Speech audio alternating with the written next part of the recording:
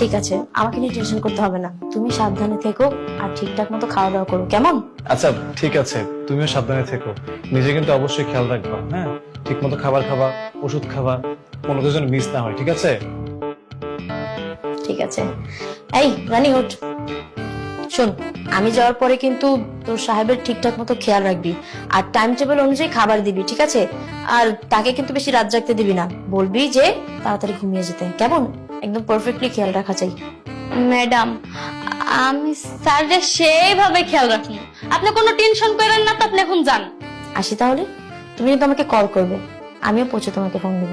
আচ্ছা ঠিক আছে, সাবধানে যাই কিন্তু, যে আমাকে অবশ্যই জানাবো, ঠিক আছে? আল্লাহ হাফিজ।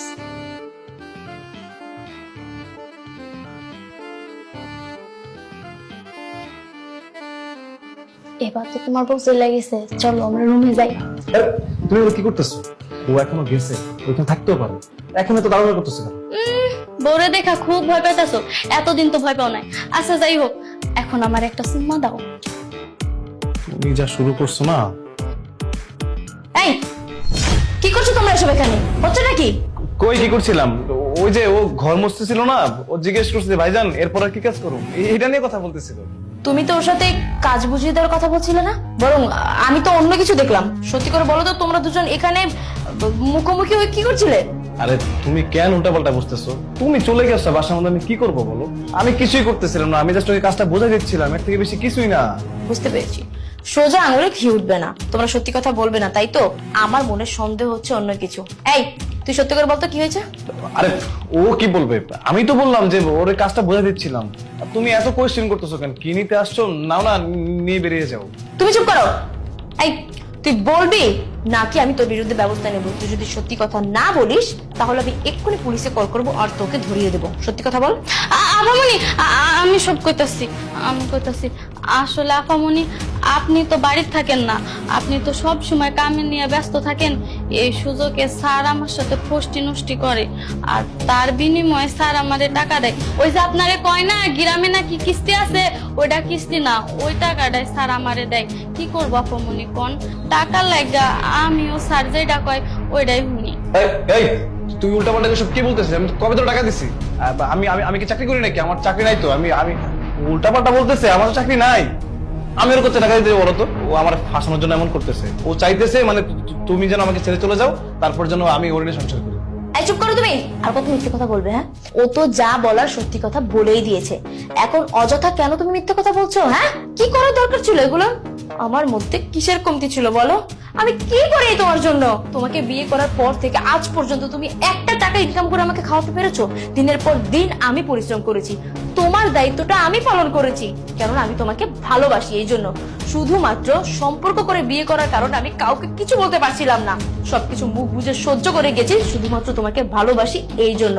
আর তুমি আমার সেই ভালোবাসাটাকে দুর্বলতা মনে করে আমার অগোচরে কাজের মেয়ের সাথে এইসব করে বেড়াচ্ছ। তোমার কি লজ্জা করে না?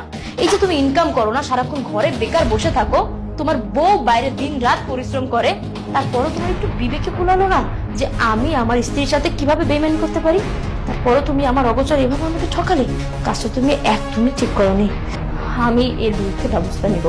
যেহেতু তোমার আমাকে ভালো নাই লাগে, সেহেতু ঠিক আছে, তোমার যেহেতু ওকে ভালো লাগে তুমি ওর সাথেই থাকো, আমি তোমার সাথে ওর বিয়ের ব্যবস্থা করতেছি। এই বন্যা, তুমি সব কি বলতেছো? আমি ওর কেন বিয়ে করতে যাবো? স্যার, আপনি এখন বিয়া করতে অস্বীকার করতেছেন কেন? আপনি তো আমারে কইতাছেন যে বিয়া করে আমারে নাকি গ্রামে রাখবেন, এই জন্য তো আপনার সাথে আমি সবকিছু করতে রাজি হয়েছি। একদম উল্টাপাল্টা কথা বলবি না। তোর আমি কবে বলছি তোর আমি বিয়ে করবো? আর তোর আমি কেন বিয়ে করতে যাবো? তুই আমার বাসার চাকরানি, আমি একটা চাকরানি নিয়ে বিয়ে করবো? বন্যা দেখো, আমি যা করছি ভুল করছি, আমি আমি মানতেছি যে আমি আমি আমি খারাপ কাজ করছি, তোমার অগোচর আমি অনেক কিছু করছি যেটা তুমি মানতে পারবে না, কিন্তু আমি না তোমার কাছে ক্ষমা চাচ্ছি। আমি তোমাকে প্রমিস করতেছি আর কখনো আমি এমন কিছু করবো না তুমি কষ্ট পাবা। আমাকে এবারের মতো ক্ষমা করে দাও প্লিজ। এখন তুমি ওকে কেন বিয়ে করবে না? চাকরানির সাথে এক বিছানায় ঘুমোতে পারো আর চাকরানিকে বিয়ে করতে পারবে না? হাহ, আমার কাছ থেকে টাকা নিয়ে সেই টাকা দিয়ে চাকরানিকে তুমি বিছানায় নিতে পারো, তোমার মতো কাপুরুষের সাথে তো আমি সংসার করব না। এতদিন যত কিছু সহ্য করেছি, আজকে সবকিছু শেষ হয়ে গেল। আমি আগে থেকে এরকম টুকটাক অনেক কিছু শুনেছিলাম প্রতিবেশীদের কাছ থেকে, কিন্তু আমি বিশ্বাস করিনি। আর আজ আজ তো সবকিছু নিজের চোখেই দেখতে পেলাম। ভুলে গেছো কিছুক্ষণ আগে তোমরা কি করছিলে?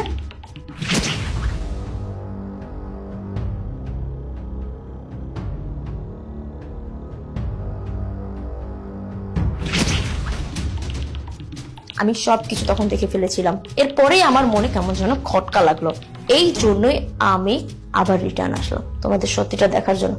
কিন্তু তোমার তো দেখছি খুবই উত্তেজনা, তুমি তো 2 মিনিটও সময় নিলে না।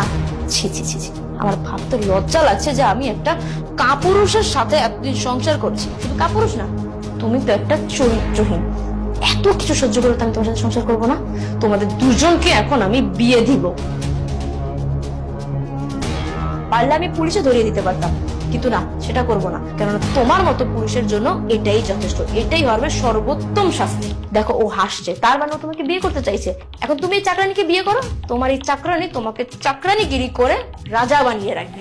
দাঁড়াও, আমি এক্ষুনি কাজীকে ফোন দিচ্ছি, আর পাড়া প্রতিবেশী আত্মীয় স্বজন সবাইকে ফোন দিচ্ছি।